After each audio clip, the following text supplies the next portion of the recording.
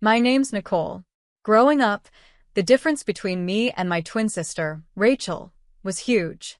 She was the golden child, and, well, I wasn't. Our dad was a strict university professor who spent all his time on books and lectures.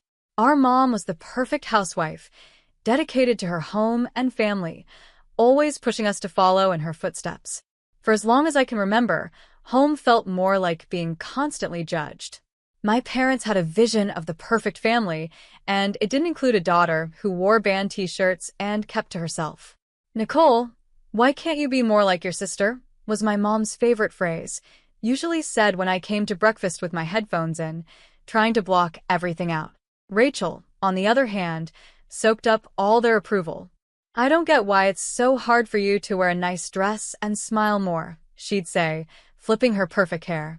It felt like we were from different worlds. One Monday, our family was getting ready for one of Dad's boring faculty parties, which we had to attend. I decided to rebel in the smallest way I could. I put on my darkest eyeliner and wore boots that definitely didn't fit the dress code. "You're not going out like that, are you?" Mom asked when she saw me on the stairs, her eyes glued to my boots like they were dirty. I shrugged. "Why not?" She sighed, the kind of long sigh that made me feel like I was ruining her perfect world. "Please, Nicole, just this once, can't you try to fit in?" she begged. "For what? So you can act like we're the perfect family?" I shot back, fed up with it all. "It's not pretending.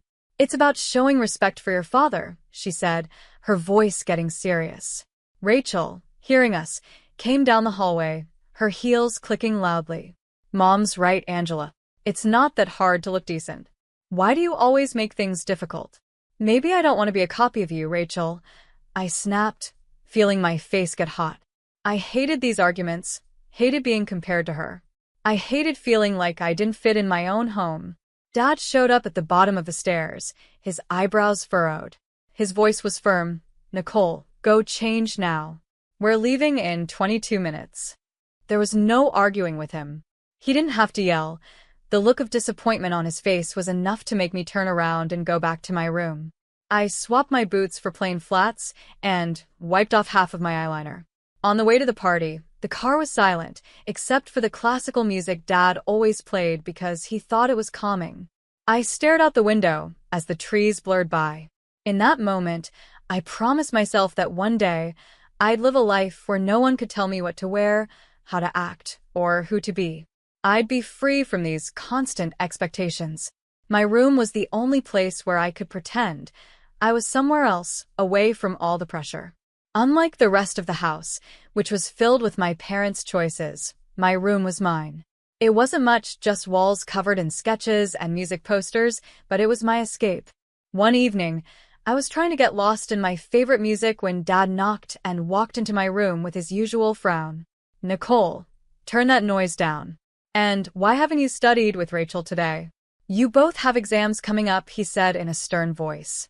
I pulled out one earbud and replied calmly, "I've been studying, just not with Rachel. I learn better on my own." Dad shook his head, clearly not convinced. "You know the rules. Your sister gets good grades, and you should be doing the same. I don't know why you always make things difficult." I felt my frustration building. "I'm not trying to make things difficult. I just don't see why I have to do everything Rachel's way. Can't I have my own way of studying?" He didn't answer that, and instead changed the subject. "And those friends of yours, I saw you with them at the cafe yesterday. I don't think they're a good influence. You should be spending time with the daughters of my colleagues. They're more suitable." I felt my temper rising. Suitable for what? For you? Because they talk about economics and pretend to enjoy those boring university gatherings. Before he could respond, Mom appeared at the door, her voice sharp as she added, "Your father is right. Those girls come from good families. They know how to behave. They're the kind of friends you should want." I stood up, facing both of them. What if I don't want that? I don't want friends picked for me. What if I want to choose my own friends, decide what I study, or even what I want to be? "That's enough, Nicole," Mom said in a firm tone. "You know your future is with the university. Your father has ensured that. And after you graduate, you need to start thinking about settling down. We've already discussed this." "Settling down?" I repeated, the words feeling like a life sentence. You mean becoming someone's wife like Rachel? Is that all you think I meant for? Mom's face softened, but her voice stayed strong. We want what's best for you. Following the path we've set will give you a good life. A good life. I repeated, bitterness in my voice. Is it really a good life if it's someone else's idea of good? No one answered. They didn't need to. We all knew there was no point in arguing. They had their plans, and they expected me to follow them, just like Rachel. Rachel and I were like two sides of the same coin, always together, but never the same. At the university where Dad taught, our differences became even more obvious. She was studying business management, always the star student, asking the right questions, impressing the professors. I was in the same program, but it felt wrong, like wearing shoes that didn't fit, awkward and uncomfortable. One afternoon, while I was buried in textbooks at the library, Rachel walked in, perfectly organized and smiling. Hey, Angela, you coming to the study group tonight? Professor Hall might drop by, and it'd be good for us to make an appearance, she said lightly, but I could feel the pressure in her words. I looked up, feeling her expectations weighing on me. No, I don't think so. Those things aren't really my scene, you know. She frowned, dropping her books on the table with a thud. It's not about it being your scene, Angela. It's about making the right impressions. You need to take this seriously, we're graduating soon. I shrugged and turned back to my notes. I am taking it seriously, just not in a way that makes me miserable. Why should I pretend? Because, Angela, she said, her voice firm, sometimes you have to play the game to get ahead. You think I enjoy all this? She gestured to her perfectly organized textbooks and color-coded notes. It's not about liking it, it's about doing what's necessary. I shook my head, pushing my chair back. Maybe I'm tired of doing what's necessary according to everyone else. Did you ever think of that? Her voice softened, but her eyes stayed hard. Angela, I'm just trying to help. Dad won't always be there to fix things for you. What are you going to do if you keep pushing everyone away? Maybe I'll figure it out on my own, I said quietly. Maybe that's what I need. I don't need to follow Dad's plan or yours, I shot back, feeling a burst of defiance. Rachel sighed, clearly frustrated. You're so stubborn. Just try, okay? If not for yourself, then for me. Show up tonight, talk to Professor Hall. It won't kill you. I looked at her, really looked at her, and saw that beneath the perfect exterior was someone who actually cared, in her own way. Fine, I'll think about it. I conceded, not ready to commit to more. Thank you, she said, her smile returning. It's not that bad, you know. You might even like it if you gave it a chance. Doubt it, I muttered, but I knew I'd already given in. For Rachel, I'd show up, sit through another boring discussion, and nod at the right times. It was only a few hours, how bad could it be? As it turned out, it wasn't as bad as I thought.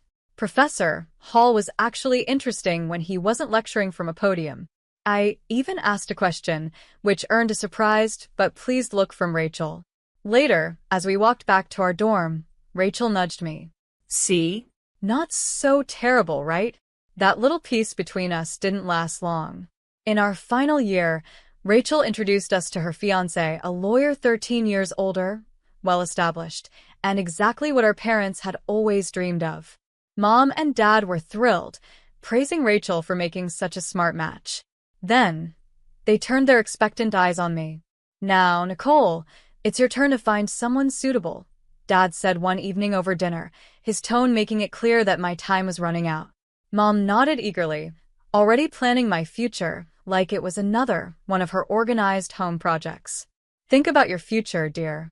Someone who can provide for you, who has a good standing. I stared down at my plate, feeling the pressure build. Rachel's wedding was a perfect display of Mom's vision, everything meticulously planned, from the bridesmaids' dresses to the flowers, all showcasing our family's prestige. After the wedding, Mom often visited Rachel, offering advice and making sure her life followed the path she had mapped out. Watching this, I knew one thing for sure. I didn't want my life to be shaped by someone else's hands. One day, I was walking down the street, lost in thoughts of how to escape the life my parents had planned for me. That's when I heard the deep rumble of a motorcycle. Curiosity pulled me toward the sound, and then I saw him, Charles, with his leather jacket and carefree smile, pulling up beside me. "You look like you need a ride," he called out over the roar of the engine, a playful twinkle in his eyes. I hesitated, looking back toward home, then at his outstretched hand. What did I have to lose? "Sure, why not?" I said, my voice a mix of nerves and excitement. As I climbed onto the back of his bike, a surge of adrenaline rushed through me. The wind whipped through my hair, and for the first time in ages, I laughed a real, genuine laugh. Charles shouted something about showing me his world, and I held on tighter, not wanting the moment to end. We stopped at a diner popular with bikers. Over burgers and fries, Charles told me about his life as a welder, his passion for motorcycles, and his love for the open road. It was so different from anything I knew, raw and real. "Don't you get scared living like this?" I asked, my voice barely cutting through the noise around us. "Scared? No way. It's thrilling. You never know what's around the corner." "Isn't that better than having everything planned out for you?" he replied, his eyes lighting up with excitement. Over the next few weeks, we met in secret. Each ride on Charles's bike took me further from the life I was supposed to live and closer to the one I wanted. The speed, the adventure, it wasn't just about the thrill. It was about feeling alive and free. One evening, as we watched the sunset from a quiet overlook, Charles turned to me and said, "Nicole, I don't just ride to escape. I ride to feel alive, to make every moment count.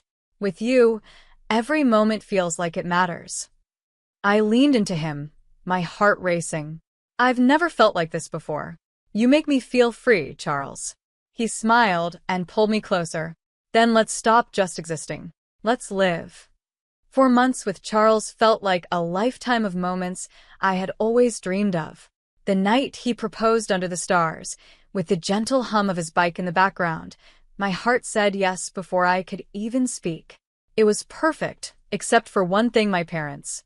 I struggled with the thought of introducing Charles to them. He was everything they wouldn't approve of: his rough edges, his wild spirit, his simple yet fulfilling life as a welder. But love gave me courage, and I knew it was time to face them. The day I brought Charles home, he wore his usual leather vest, black t-shirt, ripped jeans, and a bandana. I loved that about him. He was completely himself. As we walked up the driveway, I could already feel the weight of my parents' judgment. When we stepped inside, Mom's face went pale at the sight of Charles, her eyes wide in shock. "What in the world, Nicole?" she whispered, barely able to speak. Dad's reaction was harsher. His words cut like knives. "Who is this? And why is he dressed like a thug in our house?" I took a deep breath, trying to calm my nerves. "Mom, Dad, this is Charles. He's the man I love, and we're getting married." Their silence was overwhelming. Then Dad looked at Charles, his voice full of disapproval. "Married? What do you do for a living, young man? What are your qualifications?" Charles, to his credit, didn't flinch. "I'm a welder. I took some specialized courses after high school. I work hard and make an honest living." The look on my parents' faces was a mix of shock and disbelief. Mom looked like she might faint. "A welder? Nicole, you can't be serious." Dad's voice rose, anger clear. "You expect us to bless this? To let you throw away your future for a welder?" I felt my resolve harden. "Yes, because he makes me happy. Isn't that what should matter?" "But the life you'll lead," Mom began, her voice shaky. "It'll be the life I choose," I said firmly, my voice growing stronger. Dad shook his head, his mind made up. "We cannot and will not support this. If you choose him, don't expect to be part of this family." His words broke my heart, but not my decision. Charles squeezed my hand, giving me the strength to face them. "Then I choose Charles. I choose us.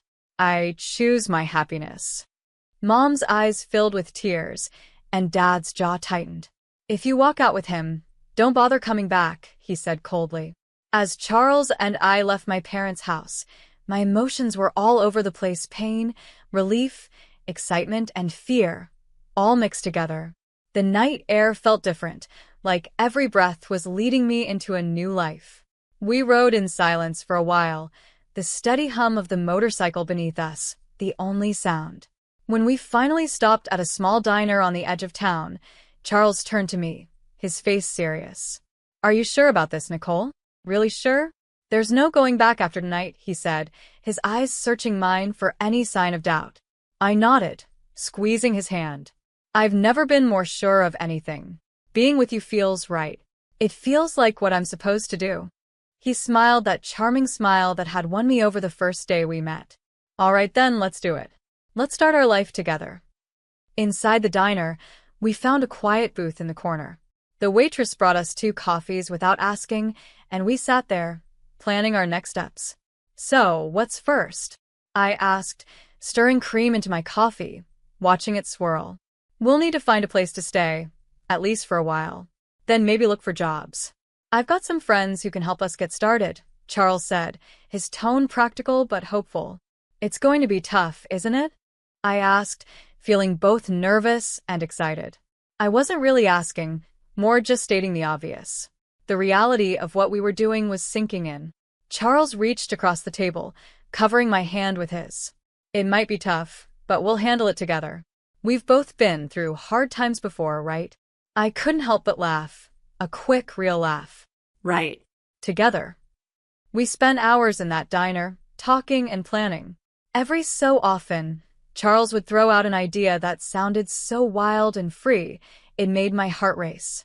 "And maybe one day, we'll save enough to take that road trip across the country, just you, me, and the open road," he said. "I like that," I replied, letting myself dream bigger than I ever had before. As we rode back into the city, we started searching for our new life. The next few weeks were a blur of activity. We found a small apartment on the edge of town. It wasn't fancy, but it was ours. Charles got a job at a local garage, and I picked up shifts at a nearby diner. Life wasn't easy, but it was ours. We made it work with what we had, and every night, coming home to each other felt like we had everything. Months later, we decided it was time to make things official and got married in a small, intimate ceremony. I held on to a tiny hope that my family would come, that they'd see how happy I was and let go of their judgments. But the seats reserved for them stayed empty, and no messages of congratulations came. Despite the sting of their absence, the day was perfect because it was ours. Over time, I grew very close to Charles's mom.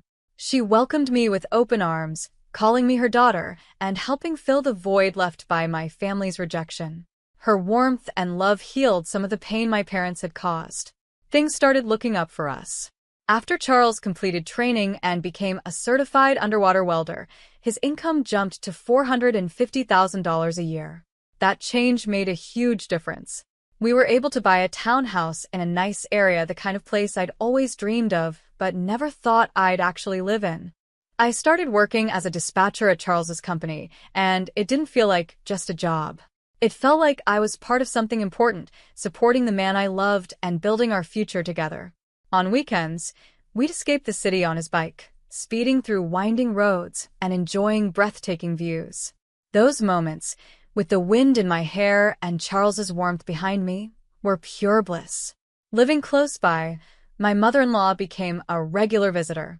One afternoon, while Charles was in the garage tinkering with his bike and I was making coffee, she arrived looking a bit troubled. "There's been some bad news," she said.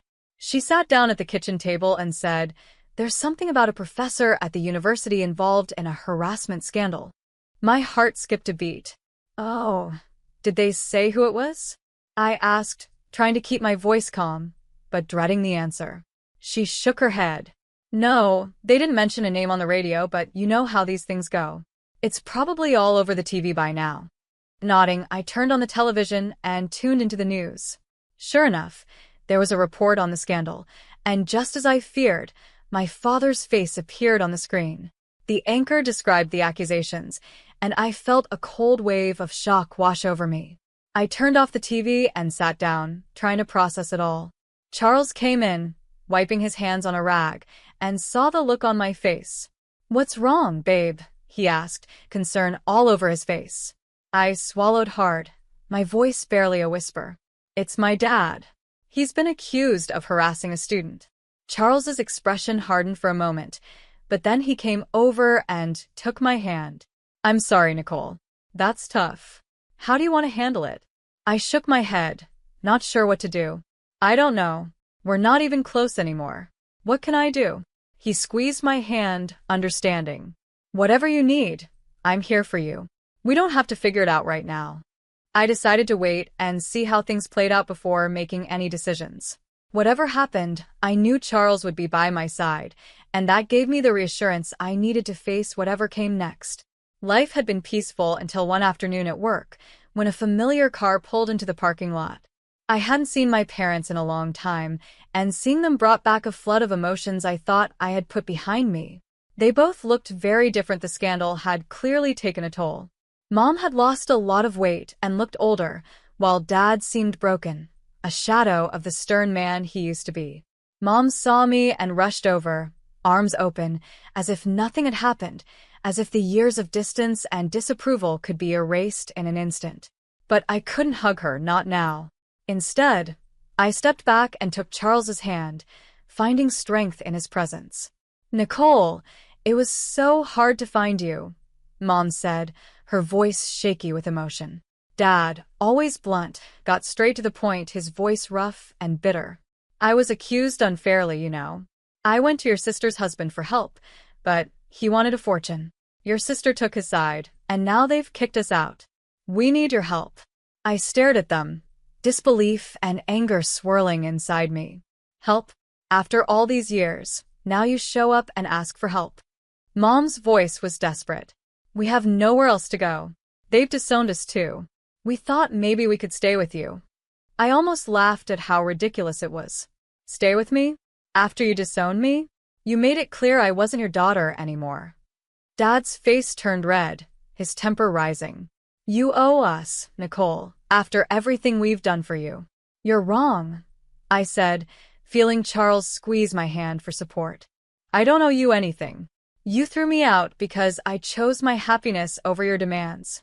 And now you want to just move in and pretend like we're a family? The situation was getting out of control, and I noticed people starting to watch, a small crowd forming. Mom began to cry loudly, drawing even more attention. You're being ungrateful after everything we've done for you, she accused through her tears. I took a deep breath, my mind made up. No, Mom, I'm not ungrateful. I'm free and happy. You made your choices, and now you have to live with them. As we walked away, I heard Dad yelling, but Charles leaned over and quietly told the security team, "Don't let them come here again." The following months flew by, filled with love and peace. We welcomed a son into our family, a new beginning for us. My parents never came back. That day in the parking lot was the last time I saw them. While a part of me was sad for what could have been, I knew I had made the right choice for myself and my family.